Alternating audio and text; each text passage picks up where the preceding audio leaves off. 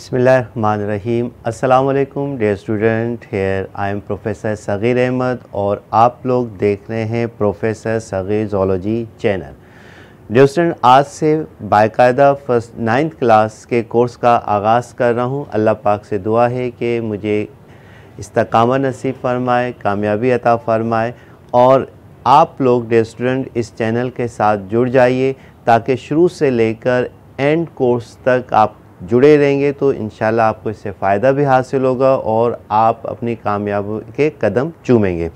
तो dear student, बग़ैर किसी टाइम लॉस किए हुए आइए सबसे पहले हम आज कोर्स आउटलाइन डिस्कस करेंगे और उसके बाद पहले चैप्टर इंट्रोडक्शन टू बायोलॉजी का इंट्रोडक्शन लेंगे और उसमें यूज़ होने वाली जो टर्मिनोलॉजी हैं उनको समझेंगे ताकि बायोलॉजी को समझना आपके लिए बहुत आसान हो जाए। तो आइए डियर स्टूडेंट लेक्चर की तरफ चलते हैं। सबसे पहले हम कोर्स आउटलाइन देखते हैं, ठीक है, कि आपके 9th क्लास में कितने चैप्टर्स हैं। तो आपके 9th क्लास में टोटल 9 चैप्टर्स क्या किए गए हैं, इंक्लूड किए गए, जिनमें से chapter number 1 introduction to biology, biology से तारुफ है। Chapter number 2 solving a biological problem, के किस तरीके से कोई भी प्रॉब्लम अगर मेडिकल साइंस में आ रहा है तो उसको किस तरीके से साइंसी अंदाज से क्या है उसको सॉल्व किया जाए, ये तमाम बातें हम इस चैप्टर में डिस्कस करेंगे। सेकंड है हमारे पास बायोडाइवर्सिटी, के लाइफ आहिस्ता आहिस्ता किस तरीके से फ्लोरिश हुई, एक्सप्लोर हुई, तो तमाम बातें हम डिस्कस करेंगे बायोडाइवर्सिटी के अंदर। चैप्टर नंबर 4 है सेल एंड टिश्यू, इसमें हम सेल का स्ट्रक्चर डिटेल से पढ़ेंगे और प्लांट टिश्यू और एनिमल टिश्यू के बारे में हम डिस्कस करेंगे और उनके क्या फंक्शंस हैं। चैप्टर नंबर 5 जो सेल साइकिल है कि सेल किस तरीके से डिवाइड होता है, तो उनकी टाइप्स हम पढ़ेंगे, माइटोसिस, मियोसिस और एक स्पेशल टाइप है एमाइटोसिस। तो इनके बारे में हम डिटेल से सेल साइकिल के अंदर डिस्कस करेंगे। चैप्टर नंबर 6 एंजाइम्स, बहुत इंटरेस्टिंग टॉपिक है, इसलिए इंटरेस्टिंग टॉपिक कहता हूँ कि बच्चे बड़े आप लोग से मज़े से खाना खा रहे होते हैं, ब्रोस्ट, बिरयानी वगैरह, तो वो डाइजेस्ट किसकी ज़रिए होता है, ठीक है। तो वो डाइजेशन में कौन बेसिकली केमिकल सब्सटेंस जिन्हें बायोकैटलिस्ट कहते हैं यानी कि एंजाइम्स होते हैं, वो इन चीज़ों को डाइजेस्ट करने में मदद देते हैं। तो उन एंजाइम्स के बारे में हम डिटेल से पढ़ेंगे। चैप्टर नंबर 7 है बायो एनर्जेटिक्स, लेटेस्ट ब्रांच है, ठीक ना। आजकल ज़्यादातर काम बायो एनर्जेटिक्स के ऊपर चल रहा है कि बायो एनर्जेटिक्स में यानी कि लाइट किस तरीके से प्लांट इसको कैप्चर कर रहे हैं, कैसे फूड तैयार कर रहे हैं, कौन कौन सी फूड किस टाइप की तैयार हो रही है।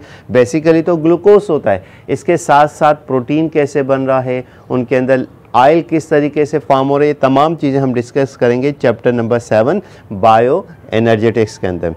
चैप्टर नंबर 8 न्यूट्रिशन, यानी कि डिफरेंट एनिमल्स किस तरीके से अपनी ग़िज़ा क्या कर रहे हैं, हासिल कर रहे हैं, तो इन तमाम चीज़ों के बारे में चैप्टर नंबर 8। तो आपने देखा होगा बाज़ एनिमल गोश्त खाते हैं तो उनको आप क्या कहते हैं, कार्निवोरस। छोटी क्लासेस में भी आपने ये पढ़ा। बाज़ एनिमल सब्जियां यानी कि पौधों पर इन्हिसार करते हैं, हर्बीवोरस। बाज़ क्या है, दोनों चीज़ें खाते हैं, ओमनीवोरस। बाज़ ऐसे भी एनिमल हैं जो कि ज़मीन के अंदर जो ऑर्गेनिक सस्पेंडेड फूड मटेरियल है जिन्हें हम डेट्राइटस कहते हैं, उनको ईट कर रहे होते हैं, उनको डेट्राइटिवोरस कहते हैं। बहुत सारे एनिमल फ्रूट ईट कर रहे होते हैं, उनको फ्रूगीवोरस। और स्पेशली इंसानों के अंदर जो डाइजेशन का प्रोसेस है वो किस तरीके से होता है, ये तमाम चीज़ें हम डिस्कस करेंगे चैप्टर नंबर 8 के अंदर। चैप्टर नंबर 9 ट्रांसपोर्ट, बड़ा फेमस वर्ड है ट्रांसपोर्ट। जैसे गाड़ियाँ जो हैं अशिया को एक जगह से दूसरी जगह लेकर जाती हैं। अब लिविंग बॉडी में क्या चीज़ ट्रांसपोर्ट हो रही है, आइदर आर प्लांट्स या एनिमल। तो लिविंग बॉडी में डियर स्टूडेंट के जो हमारा ब्लड है वो तमाम चीज़ों को लेकर जाता है एक जगह से दूसरी जगह। अब उस ब्लड में फूड है, उस ब्लड में डिफरेंट सब्सटेंस है, तो वो मटेरियल मूव कर रहे हैं, सर्कुलेट कर रहे हैं। तो इसी तरीके से प्लांट के अंदर भी वाटर और मिनरल क्या कर रहा है, नीचे से ऊपर जा रहा है और फोटोसिंथेसिस के ज़रिए जो फूड तैयार हो रही है वो ऊपर से नीचे और साइडवेज आ रही है। तो ये सारी चीज़ें हम डिस्कस करेंगे चैप्टर नंबर 9 के अंदर। तो ये एक मुख्तसर सी समरी थी कोर्स आउटलाइन की तो ये आपको समझ में आ गया होगा। तो आइए लेक्चर की तरफ चलते हैं। आज से पहला चैप्टर हम स्टार्ट करेंगे, इंट्रोडक्शन टू बायोलॉजी। तो आइए इंट्रोडक्शन टू बायोलॉजी डिस्कस करते हैं।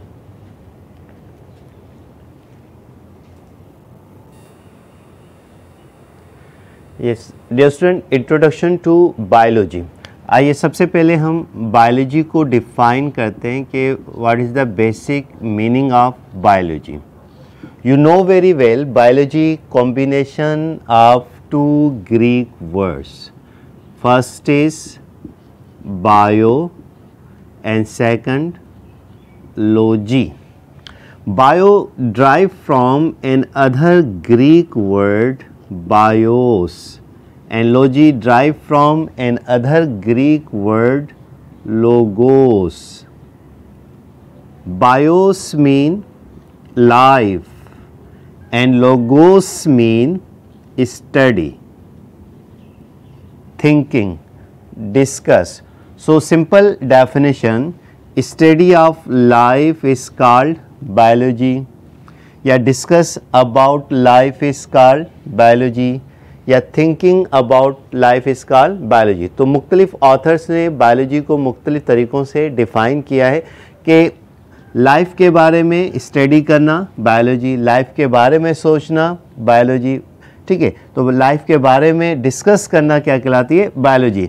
अगर आप इसकी प्रॉपर डेफिनेशन पर जाएं, एक ब्रीफ डेफिनेशन है, आइए उसको डिस्कस करते हैं, फिर टॉपिक को आहिस्ता आहिस्ता आगे बढ़ाते हैं। तो बायोलॉजी क्या है?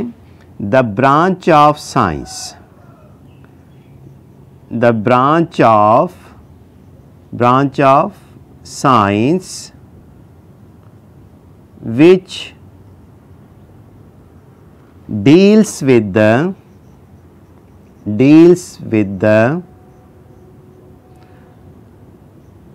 study of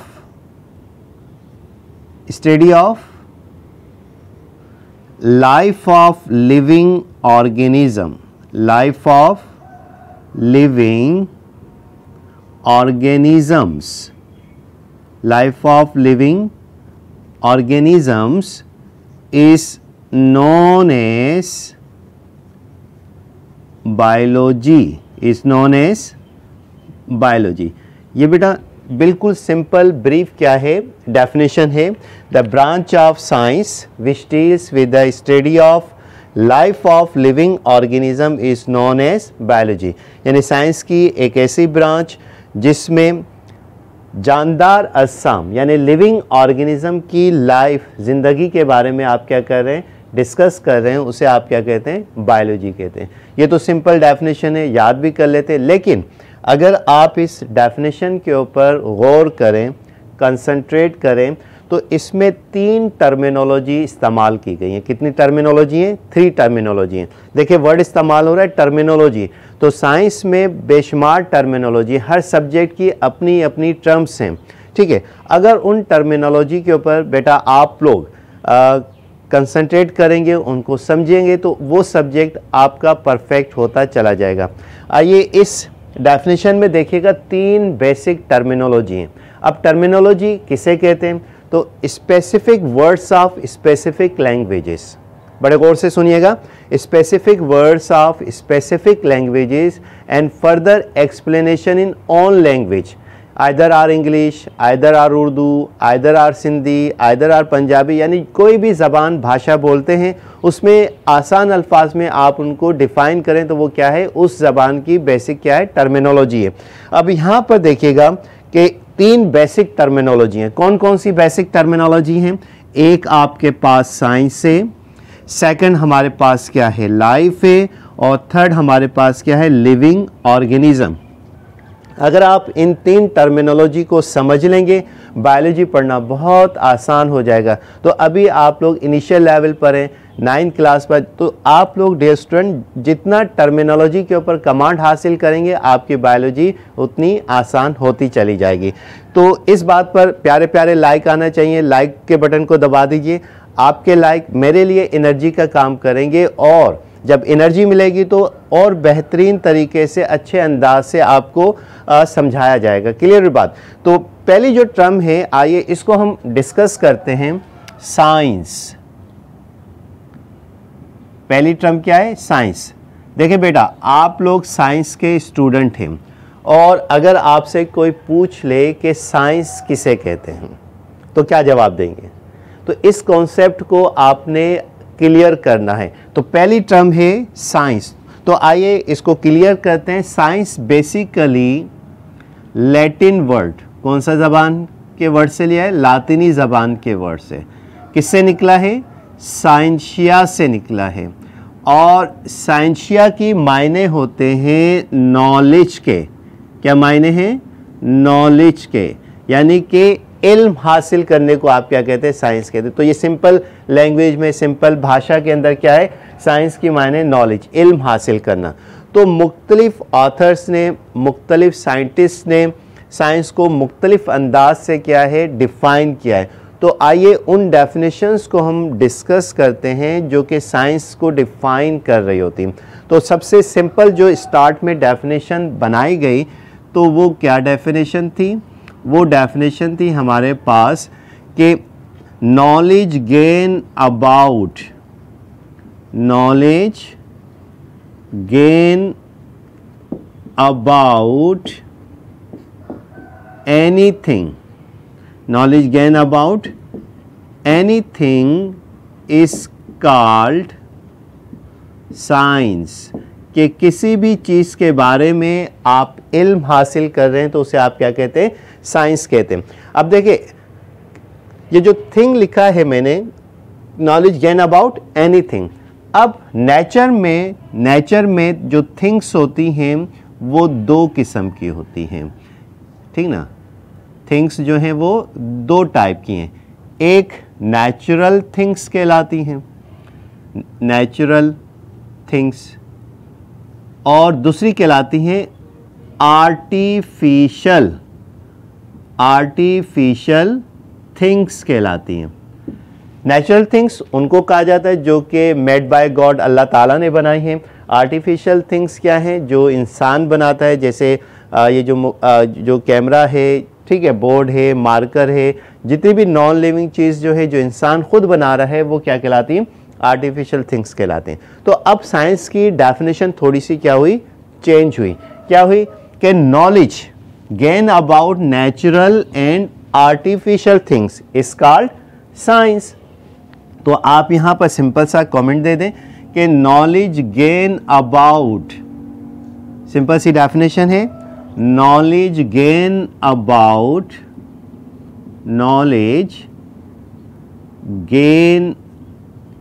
about natural and artificial things, natural and artificial things is called science, is called science. देखिए कितनी सिंपल सी डेफिनेशन आ गई। तो हम क्या कर रहे हैं? साइंस को डिफाइन कर रहे हैं ताकि आपका कॉन्सेप्ट क्लियर हो। अगर आपसे कोई पूछे कि साइंस क्या है तो आप इस तरीके से उसको बयान कर सकते हैं कि knowledge gain about anything is called science, या knowledge gain about natural and artificial things is called science. अब जैसे जैसे वक्त गुजरता गया तो साइंस को मुख्तलिफ उसकी डेफिनेशन भी क्या हुई? चेंज होती गई, उनको मॉडिफाइड किया गया। अब मॉडर्न जो डेफिनेशन है साइंस की वो क्या है? ये बड़ी इंपॉर्टेंट डेफिनेशन है, इसको अच्छे तरीके से स्टूडेंट राइट डाउन कर लें। जब भी कोई लेक्चर सुने मेरा तो डियर स्टूडेंट आप लोग एक रजिस्टर बना लें, एक पेन ले लें, ठीक है? जो आपको यहाँ पर पढ़ाया जाए आप उसको लिखते जाएं, या आपके नोट्स बनते चले जाएंगे और इंशाल्लाह A1 ग्रेड आप A+ के स्टूडेंट्स बन जाएंगे, ठीक है? तो आइए, मॉडर्न डेफिनेशन क्या है साइंस की? मॉडर्न डेफिनेशन साइंस की क्या है कि नॉलेज